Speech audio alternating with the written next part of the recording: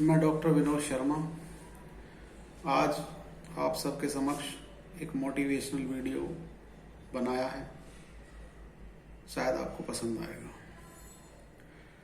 आज के इस आधुनिक युग में जैसा कि हम देख रहे हैं कि हर व्यक्ति, हर बच्चा एक स्ट्रेस लेकर जी रहा है, एक दिमागी रूप से प्रेशर लेकर जी रहा है।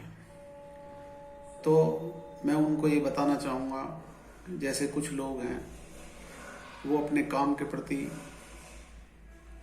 बड़े निराश हैं और अपने कारोबार को लेकर बड़े निराश हैं, तो उनके लिए मैं बताना चाहूँगा कि देखिए, बुजुर्गों ने कहा है कि जीवन मरण, हानि लाभ, यश अपयश, ये सब परमपिता परमात्मा के हाथ है।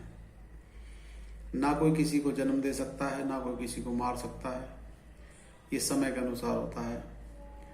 लाभ हानि ये कब किसको हो जाए कुछ नहीं कहा जा सकता। यश अपयश, किसी को बिना कुछ करे यश मिलता है, किसी को करते करते भी अपयश मिलता है। तो ये 6 चीज़ों को परमात्मा ने अपने हाथ में रखा है। इसी तरीके से कुछ बच्चे आज बड़े अपने एम्स को, अपने ऑब्जेक्टिव्स को लेकर के बड़े स्ट्रेस में जी रहे हैं। ज़्यादातर बच्चे हाइपर टेंशन का शिकार हो रहे हैं, उनको बीपी की शिकायत हो रही है।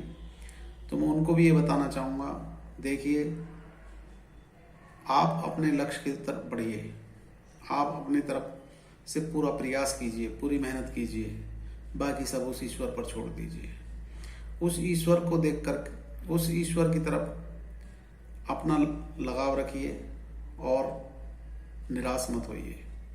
देखिए, भगवान राम और भगवान श्री कृष्ण ने इस पृथ्वी पर आकर हमें ये बताया कि यदि हम इस पृथ्वी पर आए हैं और इस पृथ्वी पर उत्पन्न होने वाली प्रत्येक वस्तु का भोग कर रहे हैं, तो हमें इस पृथ्वी पर किए हुए कर्मों को भी झेलना है, अपने ग्रहों के चक्र को भी झेलना है। जैसे भगवान राम भगवान होते हुए भी समय के चक्कर से नहीं बच पाए, भगवान श्री कृष्ण भी समय के चक्कर से नहीं बच पाए। उन्होंने ये उदाहरण पेश हमारे लिए किया कि जब हम नहीं बच पाए तो तुम कैसे बच पाओगे। तो ये हमारे लिए उनकी कहानियाँ, जो महापुराण है, वो हमारे लिए एक प्रेरणा स्रोत है।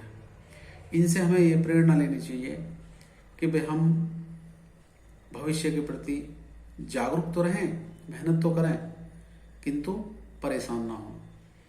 सब कुछ अपने समय के अनुसार, अपनी मेहनत के अनुसार, अपने लगन के अनुसार, अपने ऑब्जेक्टिव्स को टारगेट करके लगे रहें, लेकिन निराश ना हो और उसके प्रति परेशान ना हो, और ये सोच लें कि जो परमात्मा करता है वो अच्छा करता है, उसने कुछ हमारे लिए अच्छा सोच रखा होगा।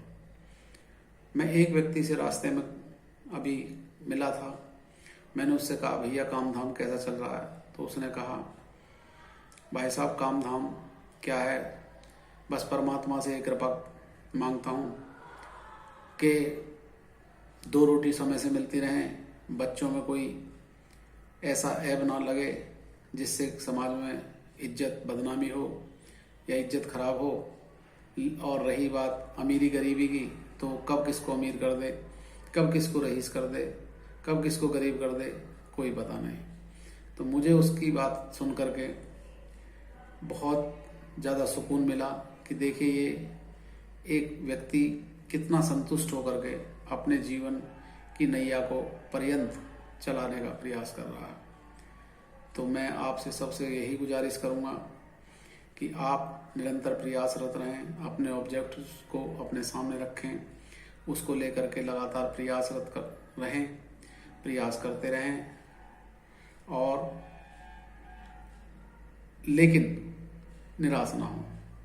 समय पर जो भी उपयुक्त होगा वो ईश्वर आपको अवश्य देगा। धन्यवाद।